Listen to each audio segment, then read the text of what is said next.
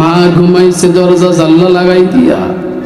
বাইজিৎ যখন বাড়িতে প্রবেশ করেছে, সবার আগে বাইজিৎ ডান হাতটা দরজার মধ্যে রেখে দিয়ে মা বলে ডাক দিয়েছে, মা গো মা, আমি তোমাকে দেখার জন্য অনেক দূর থেকে মাদ্রাসা থেকে ছুটি নিয়ে এসেছি। মাকে মা বলে বাইজিৎ ডাকতে শুরু করেছে। বাইজিদের মা বাইজিদের কণ্ঠ শুনতে পেয়ে বুঝতে পেরেছে। বাইজিদের মা ঘরের ভিতর থেকে ডাক দিয়ে বলেন, কে আমাকে মা বলে ডাক দাও এত গভীর রাতে? বাইজিদ মাকে ডাক দিয়ে বলছেন, মা গো, তোমার বাইজিদ গভীর রাতে ঘরের দরজায় বসে আছে। মা গো, একটা বার তুমি দরজা খুলে দাও, আমি বাইজিদ তোমাকে এক নজর দেখতে যাই।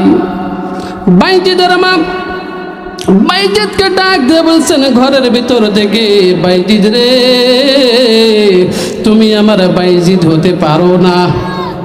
কথা কি বুঝা গেছে? তুমি তো আমার বাইজিদ হতে পারো না। সন্তান বাইজিদ ডাক দিয়ে বলছেন, মাগো, আমি কেন আপনার বাইজিদ হতে পারি না?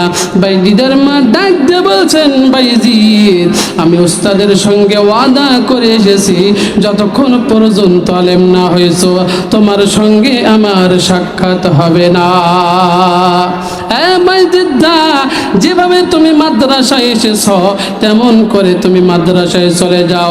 বাইজিদ আমি বুঝতে পেরেছি, মাকে যদি হাজারো বার ডাক দেয় আমার মা ঘরের দরজা খুলবে না। বাইজিদ আবার মায়ের ঘরের দরজা থেকে ফেরত যাইতেছে, যাইতে যাইতে আবার মাদ্রাসায় চলে গেছে। এইদিকে মায়ের মন বড় খারাপ হয়ে গেছে। আহারে, আমার সন্তান বাইজিদের বাবা রাতের গোস্তার ছোট থাকা অবস্থায় জমিন থেকে বিদায় নিয়েছে। বাইজিদ আবার আমাকে দেখার জন্য এসেছে। ওগো আল্লাহ, আমার বাইজিদকে আমি ফেরত দিয়ে দিলাম আলেম বানানোর জন্য। আল্লাহ, আমার বাইজিদকে আপনি একজন হাক্কানি আলেম বানাইয়ে। বাইজিদে বুস্তামি তার জীবনের মধ্যে আমি পড়ে দেখেছি, এত বড় আল্লাহর ওলি হওয়ার পিছনে মায়ের বড় দোয়া আছে।